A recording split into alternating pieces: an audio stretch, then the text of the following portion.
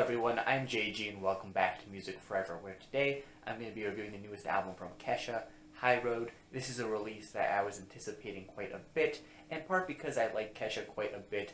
I like all of her previous records and stuff, and also because I was really excited to see what direction she was going to take on this new release of hers, considering her last album, Rainbow, was a pretty big change of pace for her, as on that project she explored a lot of different sounds and ideas. Of course, on her previous two releases, she also did explore lots of different ideas and sounds too, but of course on those projects, between the singles on those projects and the marketing, you might be mistaken to think that she was maybe a bit of a one-dimensional artist. That's not quite the case though. Rainbow really backed that up, and given some of the singles for this thing as well, it seemed like this album here was going to be maybe in some regards taking the sound that was on Rainbow and advancing it, but maybe also at the same time calling back to some of those earlier party girl roots that she had going for her on her first two releases.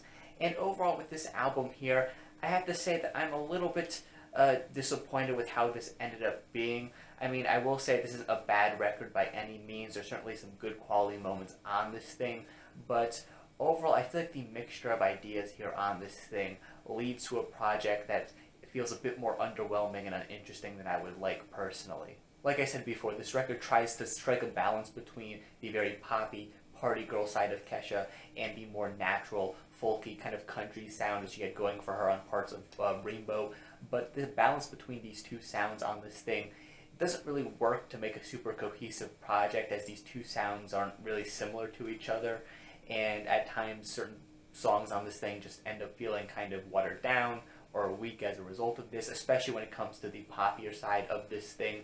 A lot of the tracks on here that try to, call back to some of the earlier Kesha releases in terms of their style, whether they have her doing the kind of rap delivery, or they kind of have the party girl lyrics to them or something like that. A lot of these tracks don't really hit as hard for me as a lot of the songs on those first couple of releases did, and it's kind of hard, at least on my first few listens of this thing, it was kind of hard to pinpoint why, but I just kind of got the feeling that you get when maybe you return to some place that you haven't been to in a while, maybe a place you're a bit nostalgic for, and it just doesn't have quite the same feeling that it did in your mind or that it did several years ago. That's kind of what some of the more poppy tracks on this thing kind of feel like to me. They're clearly trying to emulate the sound that was on those earlier releases, but the way that goes about doing it just feels kind of, I guess, lacking in terms of what made a lot of those songs initially pop and stand out. A lot of the tracks here that try to be a bit poppy are just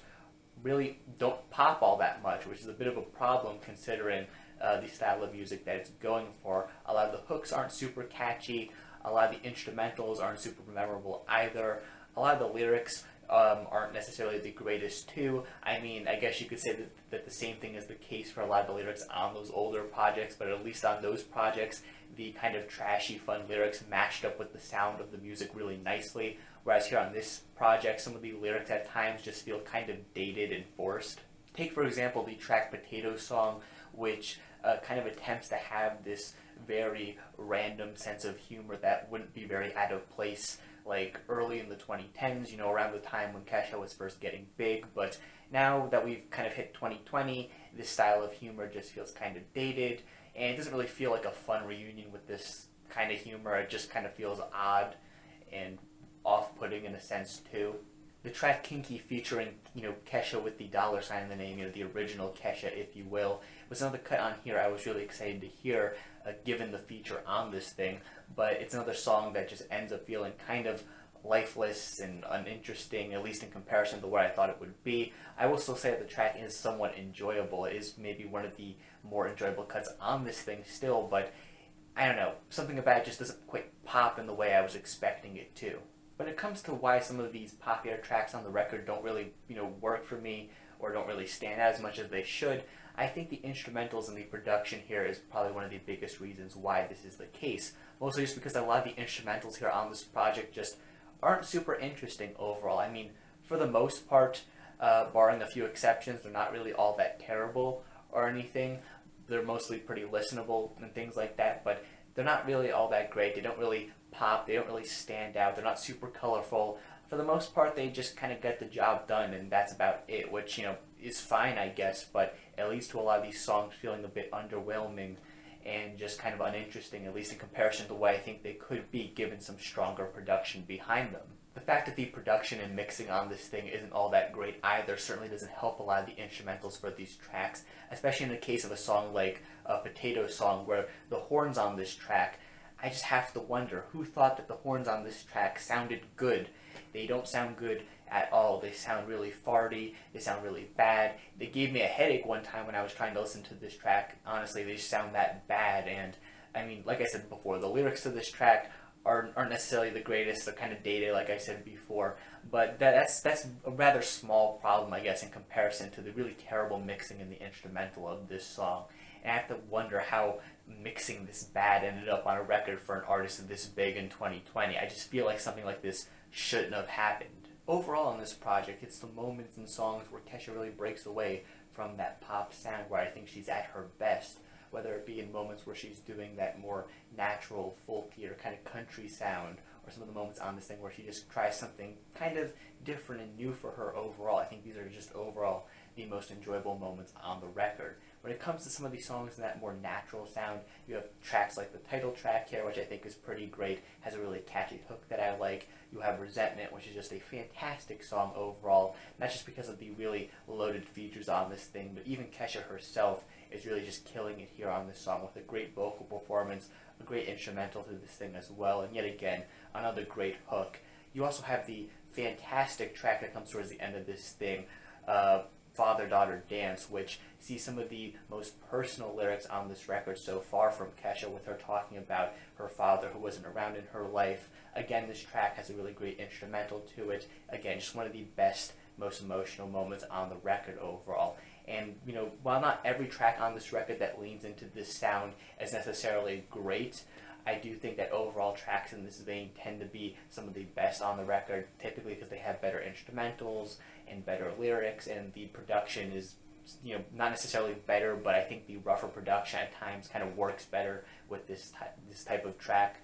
So yeah, overall these kinds of songs end up being just some of the best on the record in my opinion. When it comes to tracks on this thing that are just kind of weird and out there and different from, you know, stuff Kesha has done before, probably the biggest example in my opinion is the track My Own Dance, which kind of starts out like maybe a pop song would for Kesha, or at least some of the other pop songs on this thing, with her kind of doing her rap vocal delivery. However, the hook of this track has this very rhythmic feel to it that I think is unlike anything she's really done before, especially unlike anything else here on this record. And when it comes to the lyrics here of this track, she's talking about kind of doing her own thing, maybe not necessarily following strictly the party girl sound or what she was doing on her last record, which I think is pretty interesting overall. I think it's a very interesting mission statement for this project. However, I do think it kind of falls apart to some extent, given that a lot of the other songs on this thing feel to some extent like they are trying to chase these sounds to one degree or another. They do have a certain distinct quality to them that separates them from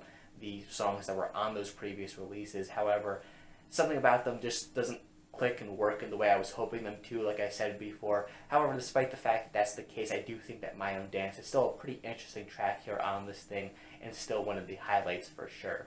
The track Raising Hell is another one that I really like. I guess you could say this is a more poppy track on this thing. However, I feel like her delivery and persona on this track is a lot more similar to what she was doing on Rainbow, especially on some of the bigger, more soulful cuts on that release. This song feels kind of like a poppier version of that, and I do really like it here. The instrumental to this track is very lively, it's very brash, it's very loud in a way that I really like to hear from Kesha. I wish more instrumentals on the record maybe were kind of like this one. I also think her energy on this track is just fantastic. I think the hook to this thing is incredibly catchy too. It's just a massive, catchy, fun pop song. Again, kind of different from some of her big, catchy pop songs from back in her heyday, but I kind of wish more of the pop tracks on this record went in the vein of this song as opposed to the direction that a lot of them did, because I think this track is really great and one that I'm certainly going to be returning to in the future. Overall, I found High Road to be a pretty frustrating release, not just because, like I said, I'm a big fan of Kesha. I like all her previous albums and I was hoping to like this one too, but also because there are some genuinely good and even great moments packed into this thing that I feel like I'll certainly want to come back to in the future. It's just that between some of the weaker cuts on this thing, and some of the weak instrumentals and production choices, I feel like I don't really want to return to this thing as a whole in the future as much as I do maybe a small selection of its track list.